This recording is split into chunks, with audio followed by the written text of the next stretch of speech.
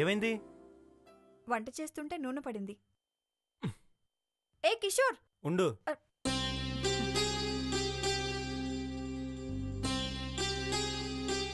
వంట చేస్తున్నప్పుడు జాగ్రత్తగా ఉండాలని తెలీదా? జాగ్రత్తగా ఉంటే నీతో ఇలా సేవ చేయించుకునే అవకాశం దొరకదు కదా. నేనేం జోక్ చేయట్లేదు. లేదు కిషోర్, నేను సీరియస్గానే చెప్తున్నాను. నా గురించి పట్టించుకోవడానికి, నా బాగోగులు చూడ్డానికి నువ్వున్నావు. నాకు బాధేస్తే స్పందిస్తావు, ఉత్సవ్ ఏడిస్తే ఓదారుస్తావు. ఇది చూస్తుంటే నాకు ఎలా అనిపిస్తుందో తెలుసా? నీ ఓదార్పు కోసం బాధలు తెచ్చుకుందాం అనిపిస్తుంది. నాకే కాదు కిషోర్, ప్రపంచంలో ఏ ఆడపిల్లకైనా, ఏ స్థాయిలో ఉన్నవారికైనా ఇదే అనిపిస్తుంది. ఈ ప్రేమే కావాలనిపిస్తుంది. పద్మిని అందుకు అతీతం కాదు. తనకు ఓ తోడు కావాలని, కష్టాల్లో తన పక్కనే ఉండాలని, తన కొడుకు గురించి పట్టించుకోవాలని ఉంటుంది. నువ్వు చెప్పేది పద్మిని శివుల గురించా? నీతో ఆ విషయం డిస్కస్ చేయపోయినా ఆలోచిస్తూనే ఉన్నాను. పద్మిని విషయంలో ఏ నిర్ణయం తీసుకున్నా చాలా జాగ్రత్తగా ఉండాలి. తనది దెబ్బతిన్న జీవితం. నిజమే, కానీ తనకా దెబ్బ తగిలింది మనసుకి. మనిషికి గాయమైతే మందు ఎవరైనా రాయొచ్చు, కానీ మనసుకి గాయమైతే ప్రేమ అనే మందుని నా అన్నవాడే రాయాలి. అప్పుడే బతుకు మీద ఆశ పుడుతుంది. ఆ ఆశే జీవితాంతం నడిపిస్తుంది. నువ్వు చెప్తుంది కరెక్టే, కానీ పద్మిని జీవితంలో అడుగు ముందుకేలేని మనిషి. తనని చేసుకునేవాడు తనకి ప్రేమను పంచడమే కాదు, ముందుకు నడిపించగల సమర్థుడై ఉండాలి. అది శివే ఎందుకు కాకూడదు?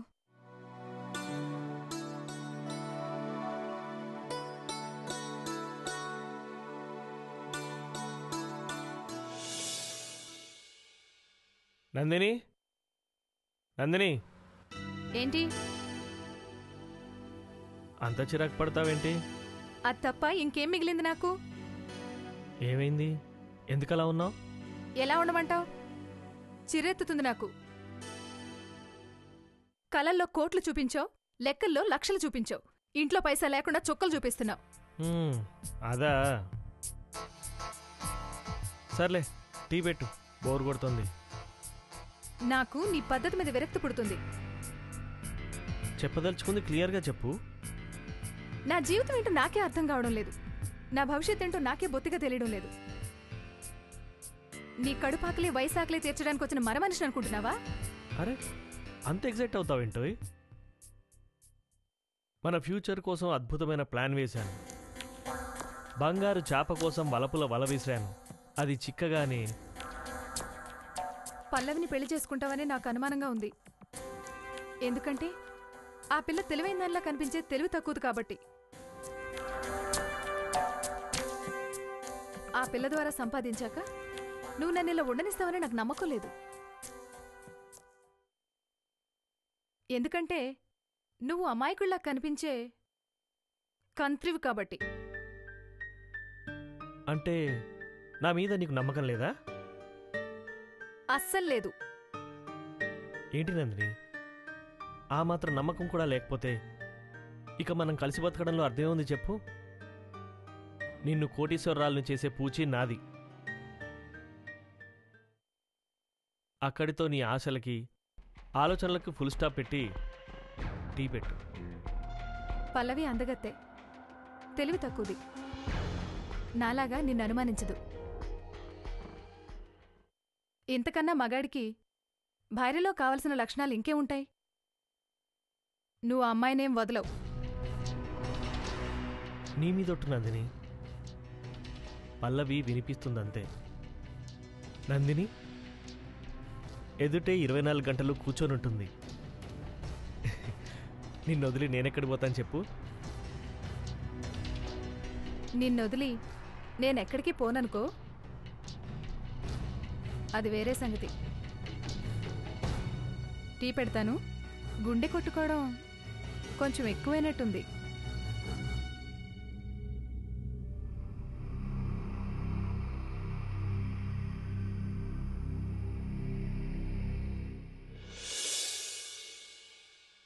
శాలిని వ్యవహారం ఎంతవరకు వచ్చింది మహిమ? ఇప్పుడిప్పుడే లవ్లో పడుతోంది. గుడ్. అంటే మనం అనుకున్న ప్లాన్ ప్రకారం జరుగుతుందన్నమాట. అదిగో వెళ్ళి కూడా మోగుతుంది. అంతా శుభమే జరుగుతుంది. వెళ్ళి తలుపుతీ.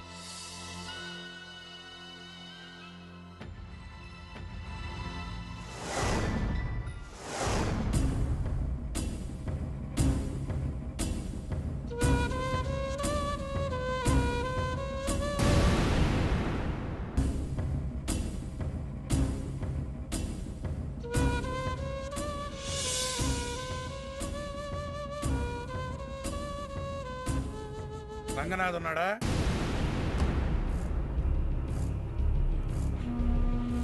అలా రాయిలా నిలబడతావే. రంగనాథ్ ఉన్నాడా లేడా? రేయ్, ఎవర్రా వాడు? ఇష్టం వచ్చినట్లు మాట్లాడుతున్నాడు.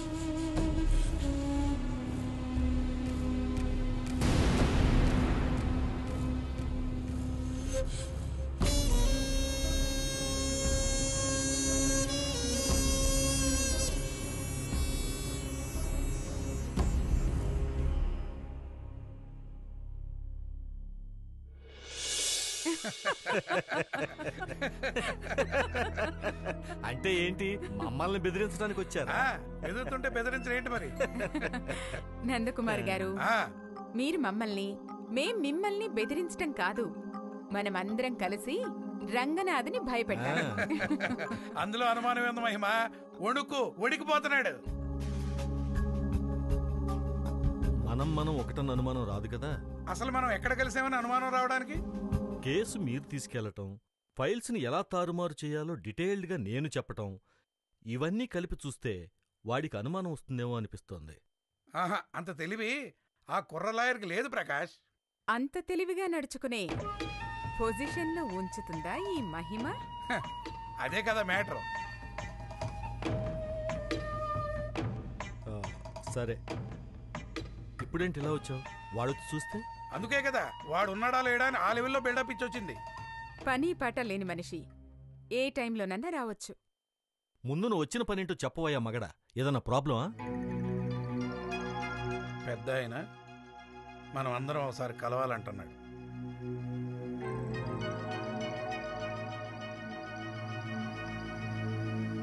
ఎందుకు? అందరం కలిసి ఆ మాజీ జడ్జి రాజశేఖరం కొంపకి ఇంకా బలంగా నిప్పి పెట్టడానికి.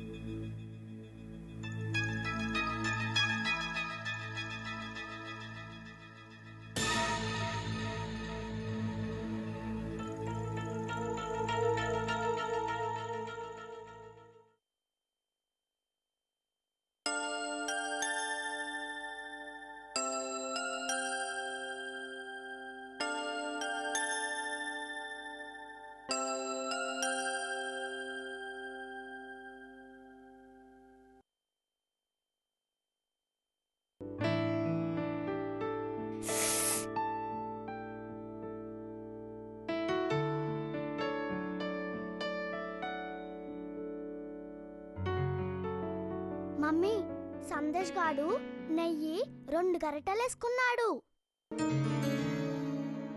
ఏంట్రా అలరి? అమ్మో, అంత నెయ్యా? ఇందాక క్యాప్సికం కొరికాను మమ్మీ, కారంగా ఉంది. రై, క్యాప్సికము కారంగా ఎందుకుంటుంది? అబద్ధాల వెధవ. ఏ, అది మాత్రం మిరపకాయ కదా. అబ్బా, చంపుతున్నారు కదరా. మేఘనా, వాడి సంగతి నేను చూసుకుంటాను, నువ్వు తిను. మమ్మీ, నువ్వు దొంగ కథ చెప్తేనే నేను తింటాను. దొంగ లేదు, పోలీస్ లేదు, తినండి. Mummy mummy mummy mummy please mummy, లేకపోతే నేను తిననంతే. సరే, చెప్తాను. ఒకరోజు ఒక ఇంట్లో దొంగ దూరాడు. ముఖం తెలియకుండా మంకీ క్యాప్ వేసుకుని అటు ఇటు చూస్తున్నాడు.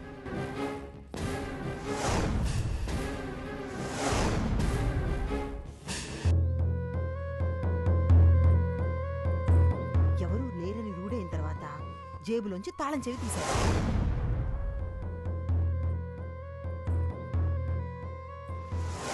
తలుపేసుకోలేదా? ఎందుకు వేసుకోలేదు? వేసుకున్నాడు. మరి చీకటైపోదా? అందుకే టార్చ్ లైట్ వేసి మరీ వెతుకుతున్నాడు. అలా వెతుకుతూనే ఉన్నాడు. ఏ లడ్డు కోసమా? కాదు, బంగారం కోసం కదా మమ్మీ. నాకేం తెలుసు? ఆ విషయం ఆ దొంగకే తెలుసు. అప్పుడేమైంది? మీరు తినడం ఆగింది.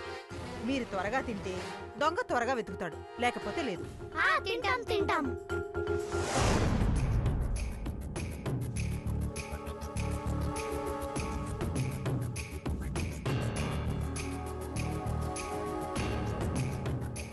ఇప్పుడు చెప్పు. దొంగ ఇంకా వెతుకుతూనే ఉన్నాడు. అతనికి కావాల్సింది అతనికి దొరకలేదు. ఆ ఇంట్లో ఎవరూ లేరా? ఉన్నారు. ఒక మంచి అమ్మాయి ఉంది. మరి అందరికీ సేవలు చేసి ఆ అమ్మాయి అలసిపోయింది, అందుకే నిద్రపోయింది. నీలాగా.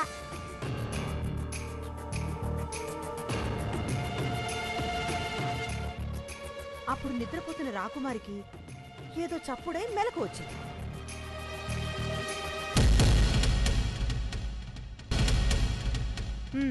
దొంగ ఇంకా వెతుకుతూనే ఉన్నాడు.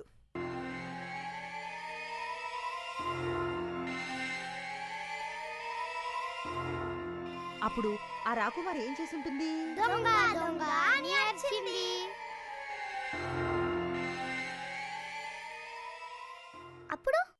అప్పుడు ఇంకేముంది? అందరూ వచ్చి దొంగని పట్టుకున్నారు. కథ కంచికి మనం ఇంటికి. తొందరగా భోంచేసి చేతులు శుభ్రంగా కడుక్కుని రండి, సరేనా?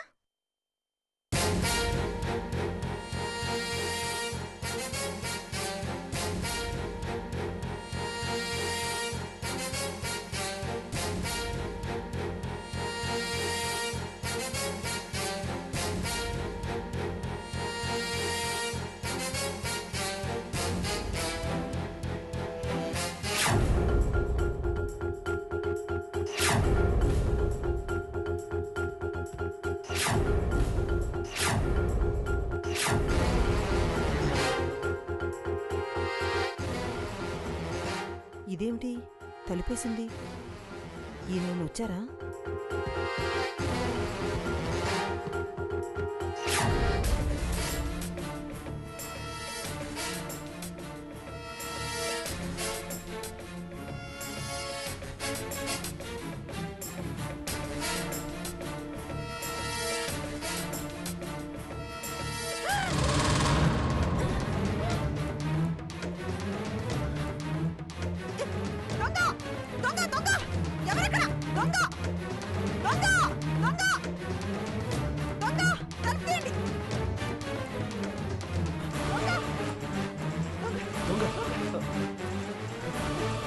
ఏమైందక్క? ఎందుకు అరిచావు? దొంగొచ్చాడు. దొంగ మనింట్లోనా? అవును అర్చన, నా రూమ్కొచ్చాడు. నన్ను మంచం మీద పడేసి బయట గడి పెట్టి పారిపోయాడు. ఇంతమంది ఇంట్లో మేల్కొనుండగా దొంగలా వస్తాడే? అమ్మా, నువ్వు చెప్పిన కథలో దొంగ కాదే. అది కాదు బామ్మ. పిల్లలకి భోజనాలు పెట్టానా, వీళ్ళ యూనిఫామ్స్ ఇస్త్రీ చేద్దామని బెడ్రూమ్లోకి వెళ్ళాను. లోపల నుంచి గడి వేసుంది. ఒకవేళ ఈయన వచ్చారేమో అని తలుపు కొట్టాను. తలుపు తీస్తే ఎదురుగా దొంగ. ఇది కథ అంటావేంటే? పిల్లలకి భోజనాలు పెడుతూ దొంగ కథ చెప్పాను. ఇదేదో భ్రమలా ఉందే. నువ్వు సరిగానే చూసావు వదినా? అయ్యో, నన్ను మంచం మీద పడేసి పారిపోతేను. ఏం జరిగింది? ఇంట్లోకి దొంగ వచ్చాడంట అన్నయ్య. దొంగ ఎక్కడా? అక్క రూమ్లో. అక్క ఎలా ఉన్నాడు? ఎక్కడ చూశాను? ముసిగేసుంది. అయ్యో, చూచాయిగా ప్రశాంత్లా ఉన్నాడు. నాలాగా భలేవారే వదినా. ఇంకా నయం, నేనే అనలేదు. చాలేరా, అసలు ఆ గదిలో ఏమున్నాయో లేవో వెళ్ళి చూద్దాం పదండి. రండ్రా.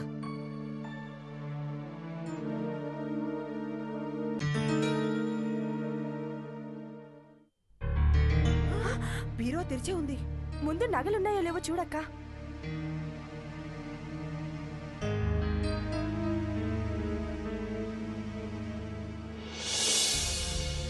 డబ్బులు నగలు అన్నీ ఉన్నాయి. డబ్బులు నగలు అన్నీ ఉన్నాయా? మరి దొంగ ఎందుకు వచ్చినట్టు? నువ్వేదో పొరపడి ఉంటావు వదినా. లేదు ప్రశాంత్, నేను నిజమే చెప్తున్నాను. ఏరా, ఎవరన్నా కనిపించారా? ఎవరు లేరు నానమ్మా. ఎవరూ లేరా? సరే, మీరంతా వెళ్ళి ఎవరి గదిలో వాళ్ళు తలుపులు వేసుకుని జాగ్రత్తగా పడుకోండి. రేపొద్దున్నే ఆలోచిద్దాం. వెళ్ళండి. చూడు రాగిని, నువ్వు భయపడి అందరినీ భయపెట్టద్దు. మీరు వెళ్ళి పడుకోండి.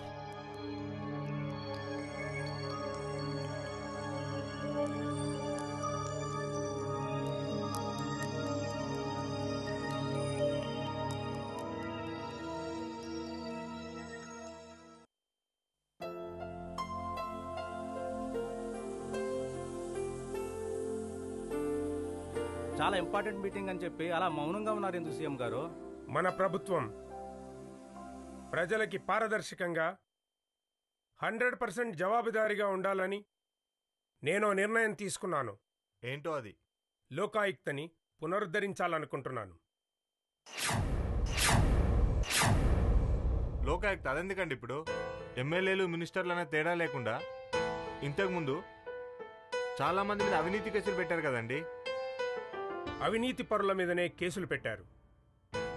మన ప్రభుత్వంలో అవినీతి పరులెవరూ ఉండకూడదని నేను ఈ నిర్ణయం తీసుకున్నాను. ఇలా అయితే ఎలక్షన్లో నెగ్గడం చాలా కష్టమండి.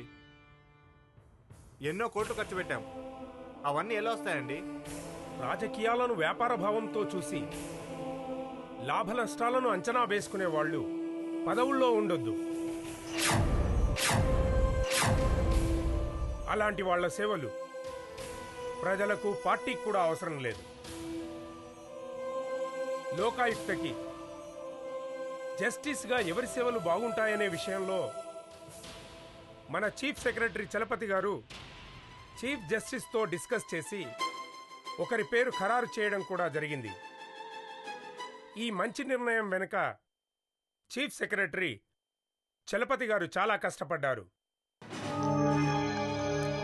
ఎన్నో సంచలనమైన కేసుల్లో ప్రజల మెప్పు పొందేలా తీర్పునిచ్చి కొడుకు చేసిన తప్పుకి తనకు తానుగా రాజీనామా చేసిన జస్టిస్ రాజశేఖరం గారిని లోకాయుక్తగా ప్రపోజల్ చేయడం జరిగింది.